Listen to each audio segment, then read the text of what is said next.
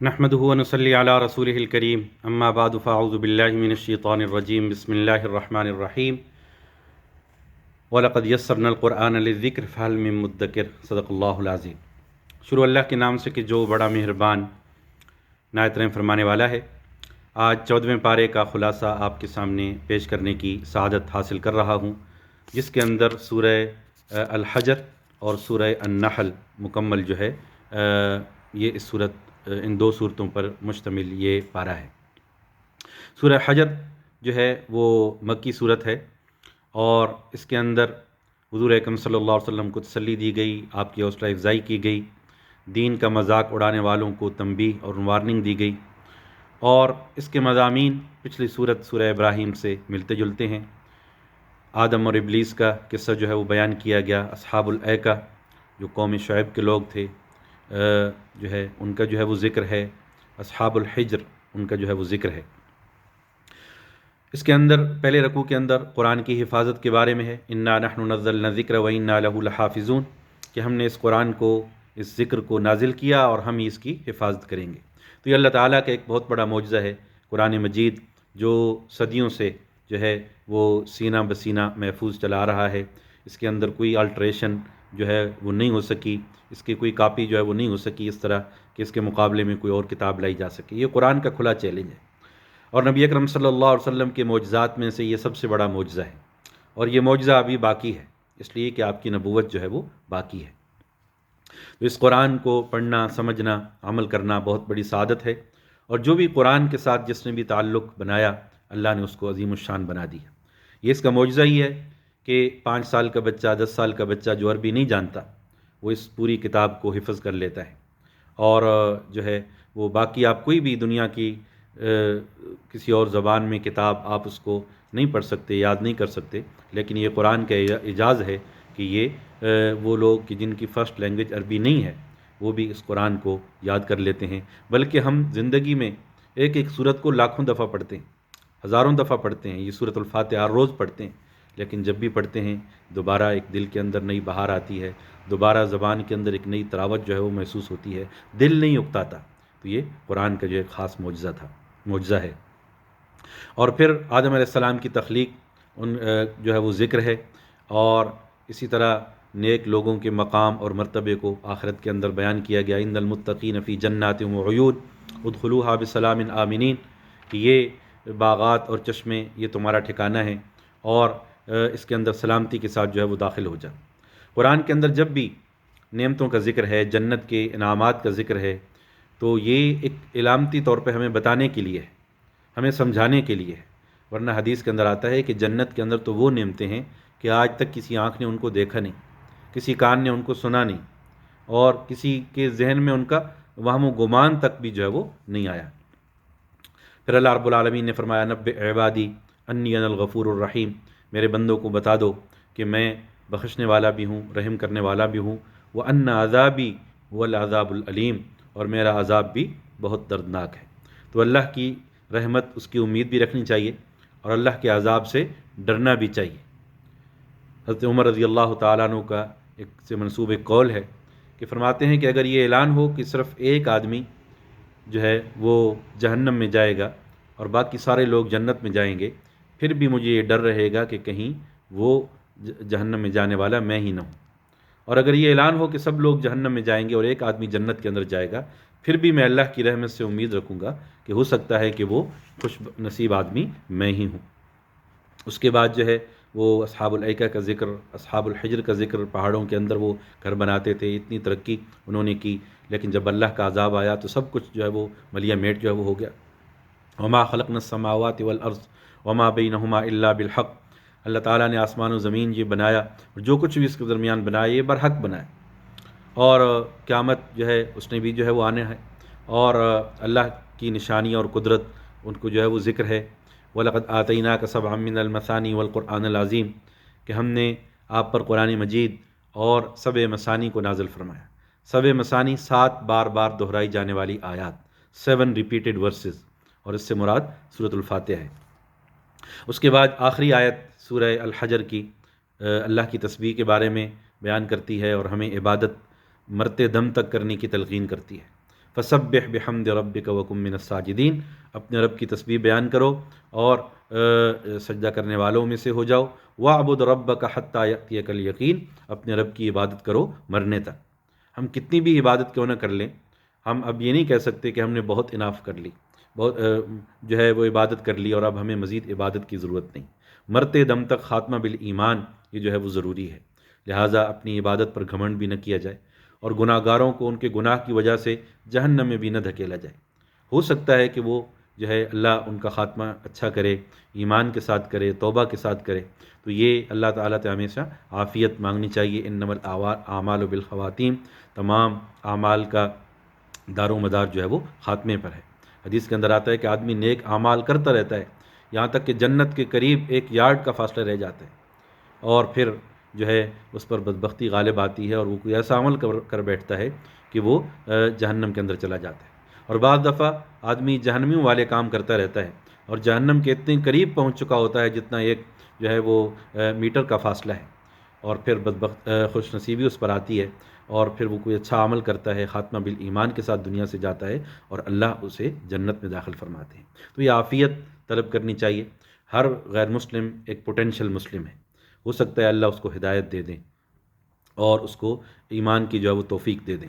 اشرف علی تھانوی رحمۃ اللہ علیہ نے ایک بڑا خوبصورت قول ان کا مجھے بڑا پسند آیا کہ میں ہر مسلمان کو اپنے سے بہتر سمجھتا ہوں فی الحال،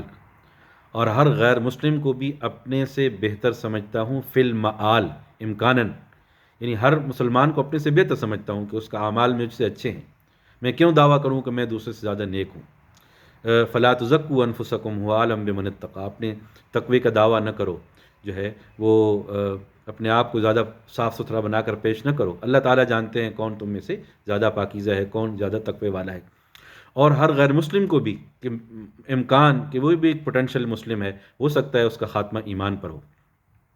تو یہ چیز کہ ہمیں خاتمہ بالایمان کی فکر کرنی چاہیے اور دعا بھی کرنا چاہیے، اللہ تعالیٰ ہم سب کا خاتمہ ایمان پر فرمائے۔ اگلی سورت سورہ النحل ہے، جس کے یہ بھی مکہ کے آخری دور کے اندر جو ہے وہ سورت نازل ہوئی۔ اس میں شرک کا ابطال ہے، توحید کا اثبات ہے، اور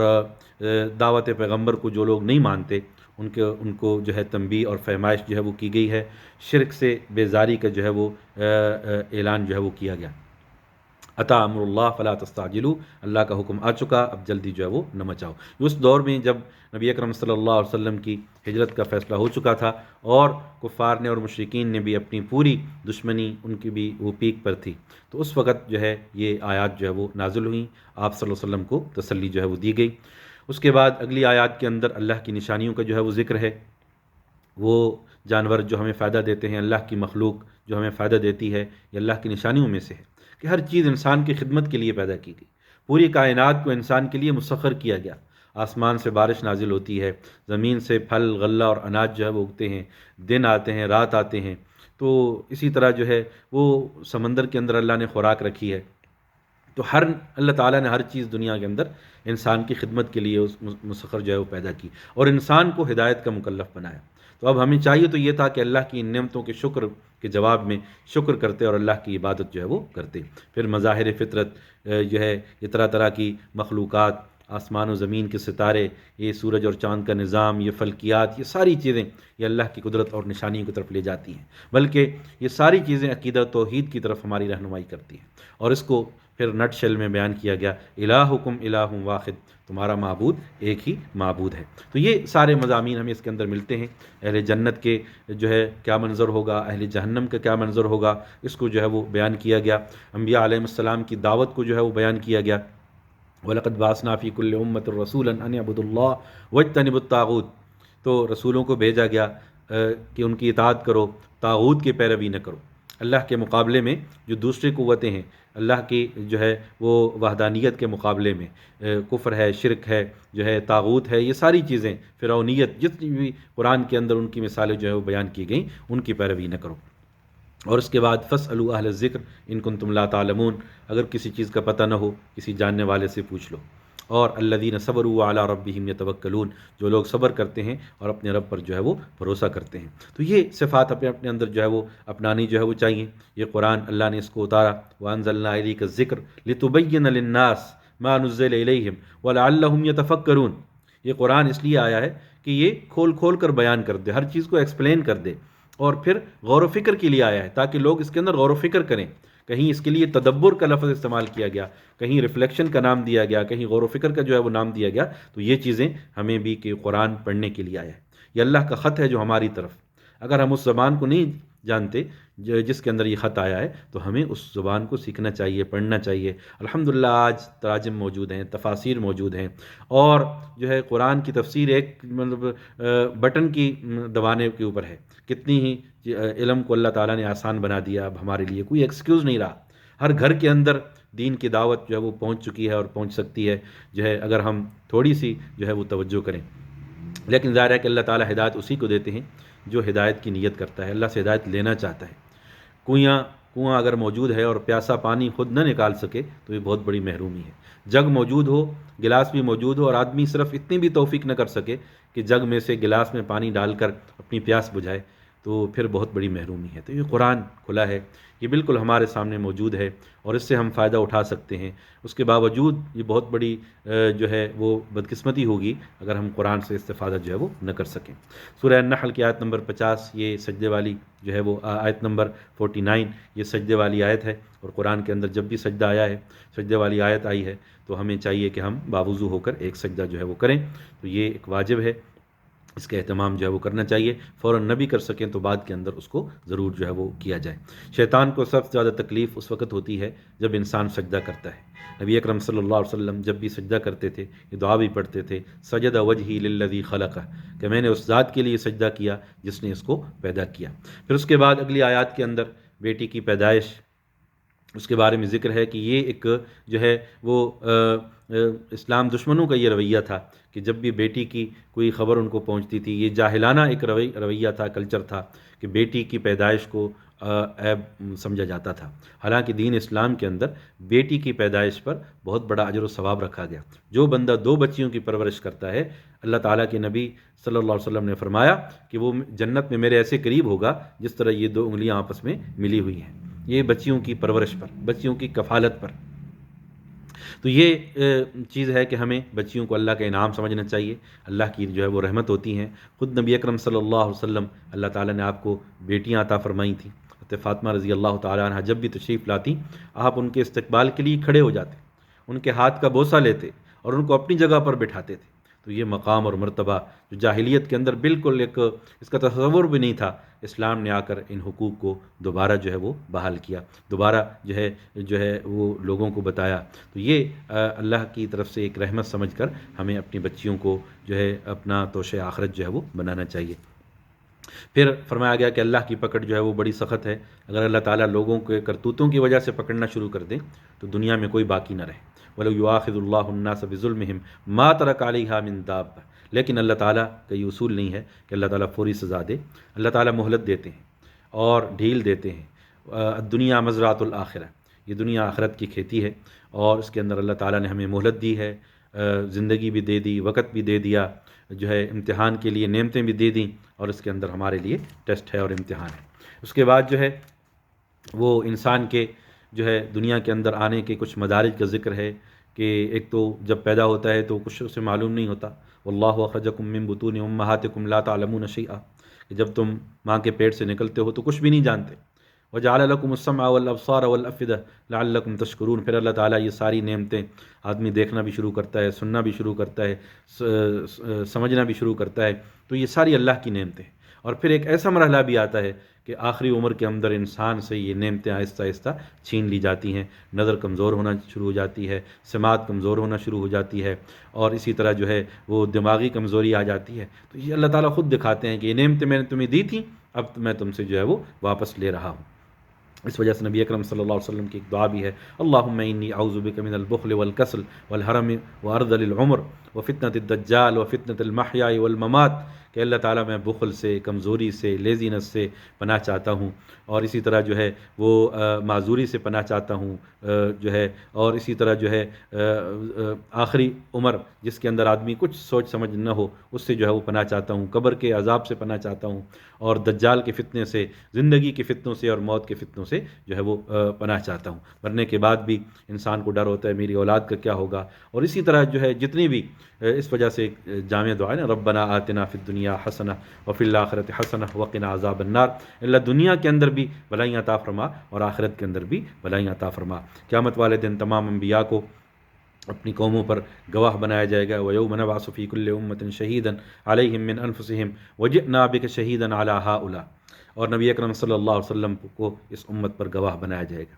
آپ سے پوچھا جائے گا کیا آپ نے اس ذمہ داری کو ادا کیا جو شہادت حق کی ذمہ داری آپ پر لاگو ہوئی تھی، کیا آپ نے اس کو پہنچایا کہ نہیں پہنچایا؟ خود حجت الوداع کے موقع پر نبی اکرم صلی اللہ علیہ وسلم نے صحابہ کرام سے پوچھا تھا کہ الا هل بلغت،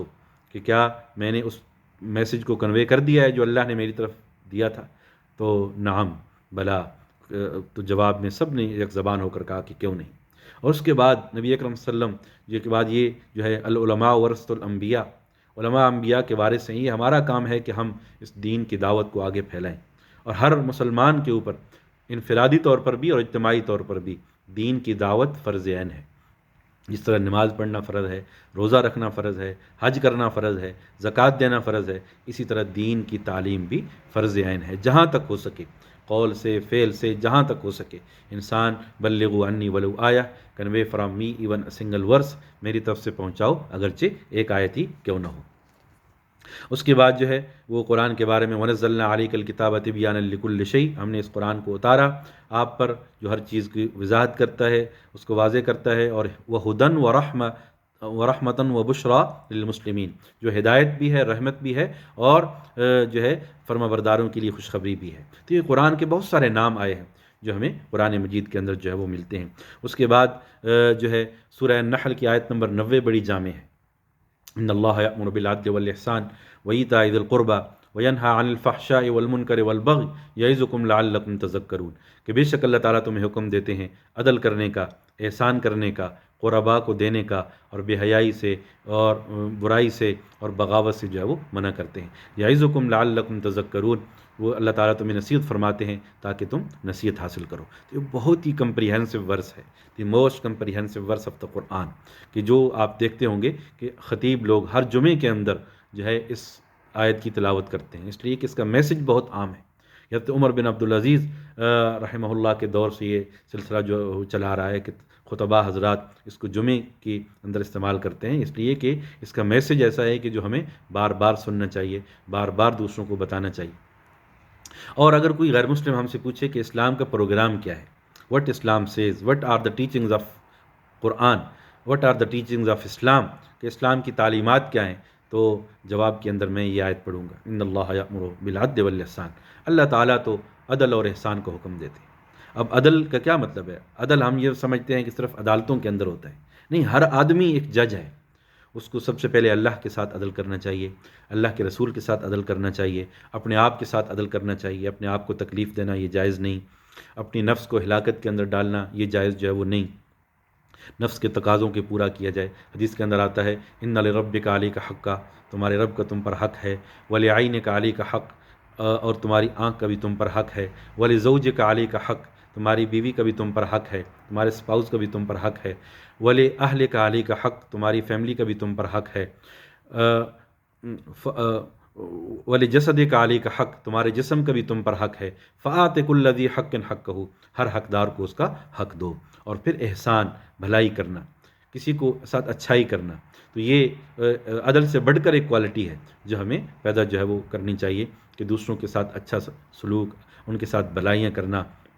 بہت ساری چیزوں کو اگنور کر دینا، یہ چیز ہے، یہ اسلام کی تعلیمات ہیں۔ بغاوت، بے حیائی، بری باتیں، اللہ کی بغاوت، منکرات، اس سے اپنے آپ کو جو ہے وہ بچانا چاہیے۔ اللہ کے ساتھ کی وَأَوْفُوا بِعَهْدِ اللَّهِ إِذَا عَاهَدتُّمْ، اللہ کے ساتھ کیے ہوئے عہد کو پورا کرو۔ یہ کلمہ طیبہ ایک عہد ہے، یہ ہمیں پورا کرنے کی کوشش جو ہے وہ کرنی چاہیے۔ یہ سب سے بڑا عہد ہے جو ہم اللہ تعالیٰ سے جو ہے وہ باندھتے ہیں۔ اس کے بعد فرمایا گیا ما عندکم ینفد وما عند اللہ باق، جو تمہارے پاس ہے وہ باقی رہ جائے گا، اور جو اللہ کے پاس ہے وہ ہمیشہ جو ہے وہ رہے گا۔ تو یہ ہمیں حقیقت سمجھنی چاہیے کہ جو کچھ ہمارے پاس ہے، ہماری جان، جسم، مال، اولاد، سب کچھ یہ یہیں پر فنا رہ جائے گا، اور آخرت کے اندر اگر کوئی کام آنے والی چیز ہے تو وہ ہمارے اعمال ہیں۔ وہ مال جو اللہ کے راستے کے اندر خرچ کیا ہوا ہے وہی باقی جو ہے وہ رہنے والا ہے۔ حدیث مبارک کے اندر آتا ہے کہ انسان کہتا ہے مالی مالی مالی، میرا مال میرا مال۔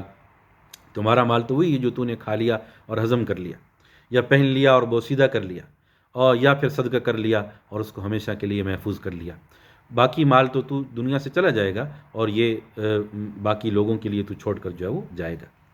اس کے بعد فرمایا گیا من عمل صالحا من ذکر او انثی، جو بھی نیک عمل کرے گا چاہے وہ مرد ہے چاہے عورت ہے، بشرطے کہ وہ ایمان والا ہے، فلنحینہ حیاتا طیبہ، ہم اس کو پاکیزہ زندگی جو ہے وہ عطا فرمائیں گے، ولنجزینہم اجرہم باحسن ما کانوا یعملون، ہاں اور ہم ان کے اعمال کے بدلے میں ان کو بہترین اجر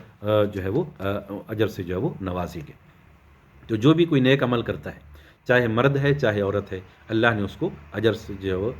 جو ہے وہ نوازیں گے۔ اللہ تعالیٰ نے کوئی ڈسکریمنیشن نہیں رکھی، نماز جو بھی پڑھے گا اس کو ثواب ملے گا، حج مرد کرے عورت کرے اس کو ثواب، زکوٰۃ مرد دے عورت دے اس کو جو ہے وہ ثواب، روزہ مرد رکھے عورت رکھے اس کو جو ہے وہ ثواب۔ تو یہ چیزیں کہ اللہ تعالیٰ نے دونوں کے لیے برابر جو ہے وہ اجر رکھا ہے۔ آگے فرمایا گیا فَإِذَا قَرَأْتَ الْقُرْآنَ فَاسْتَعِذْ بِاللَّهِ مِنَ الشَّيْطَانِ الرَّجِيمِ، جب قرآن پڑھو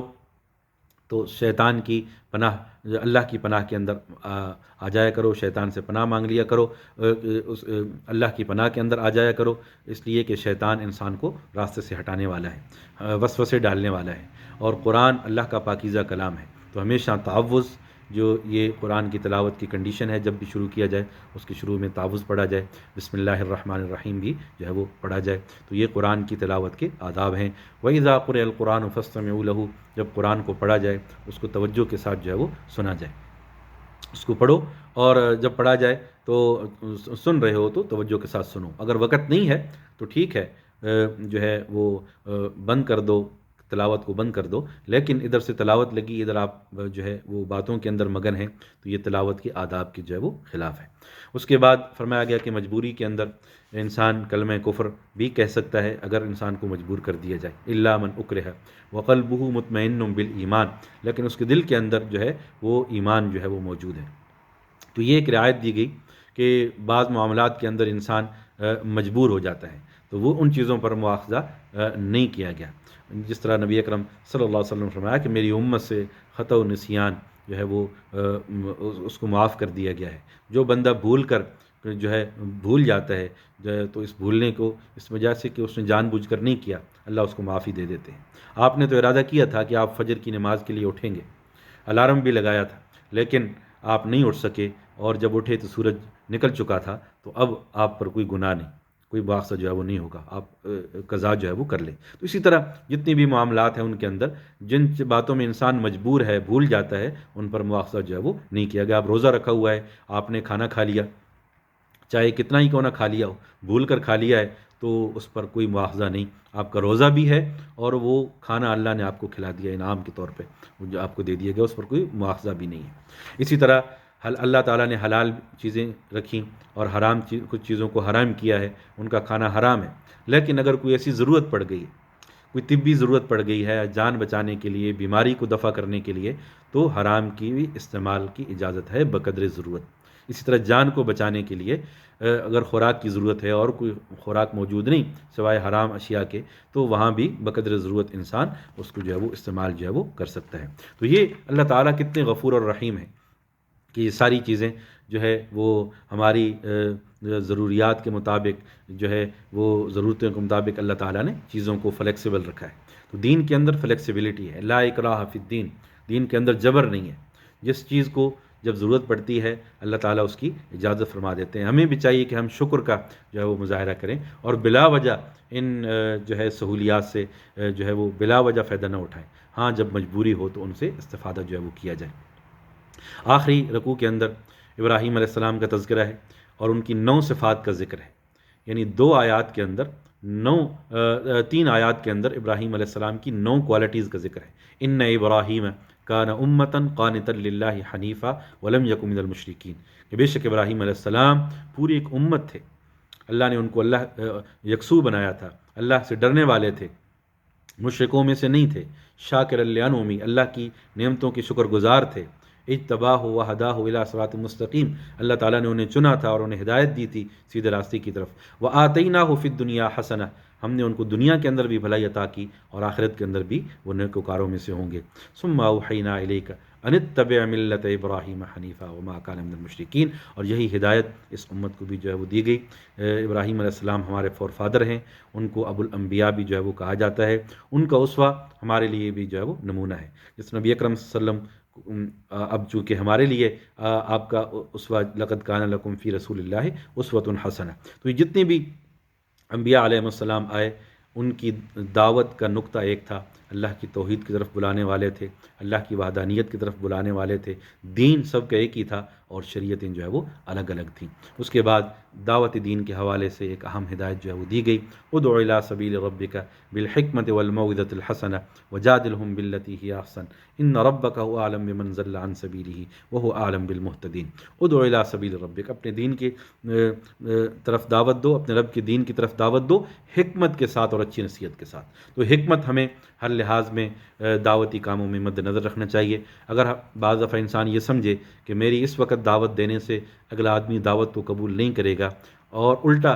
دین کو گالیاں دے گا، تو اس وقت انسان دعوت کو مؤخر کر لے، اس لیے کہ حضرت علی رضی اللہ تعالیٰ عنہ کا بھی قول ہے، کلم الناس علی قدر عقولہم، کہ لوگوں سے ان کی عقل کے مطابق، مینٹلٹی کے مطابق بات کرو۔ بعض دفعہ ایک ذہن سمجھنے کے لیے، سننے کے لیے تیار ہوتا ہے اور بعض دفعہ وہ سننے کے لیے تیار نہیں ہوتا، تو ہمیں بھی اس حکمت کو ملحوظ رکھنا چاہیے۔ یہ صرف دوسروں کے لیے نہیں بلکہ اپنی اولاد کی تربیت کے اندر بھی ہمیں حکمت کو مد نظر رکھنا چاہیے۔ مار دھاڑ اور سختی، اس سے بعض دفعہ برے نتائج نکلتے ہیں، اور ہمیشہ حکمت کے ساتھ جو ہے وہ جتنے بھی ایشوز ہیں جو ہے وہ ان کو جو ہے وہ ہینڈل کیا جائے۔ اولاد کے ایشوز کو حکمت کے ساتھ، قرآن مجید کے اندر یعقوب علیہ السلام کو ایز اے رول ماڈل ہمیں بتایا گیا، کس طرح سگی اولاد نے دھوکہ دے دیا لیکن کس طرح حکمت کے ساتھ جو ہے ان کو بھی ساتھ چلایا، ان کو گھر سے نہیں نکالا، ان کے لیے پھر بھی دعا کی، دعائے مغفرت کی۔ یوسف علیہ السلام نے بھی اپنے بھائیوں کو معاف کر دیا، تو یہ اور پھر وہی جو ہے بھائی عاجز بن کر جو ہے وہ آئے، تو یہ ساری چیزیں جو ہے وہ ہمیں قرآن سے جو ہے وہ ملتی ہیں، یہ اسوہ اور طریقہ ہمیں جو ہے وہ ملتا ہے۔ اللہ رب العالمین سے دعا ہے کہ اللہ رب العالمین مجھے بھی اور آپ کو بھی عمل کی توفیق عطا فرمائے۔ آخری آیت بڑی جامع ہے، ان اللہ مع الذین اتقوا والذین هم محسنون، کہ جو لوگ تقوی اختیار کرنے والے ہیں، جو لوگ نیکوکار ہیں، اللہ تعالیٰ ان کے ساتھ ہے۔ تو اللہ رب العالمین سے دعا ہے کہ ہم کو قرآن سمجھنے کی، پڑھنے کی، عمل کرنے کی توفیق عطا فرمائے۔ اقول قولی ھذا واستغفر اللہ لی ولکم فاستغفروا انہ هو الغفور الرحیم۔ والسلام علیکم ورحمۃ اللہ وبرکاتہ۔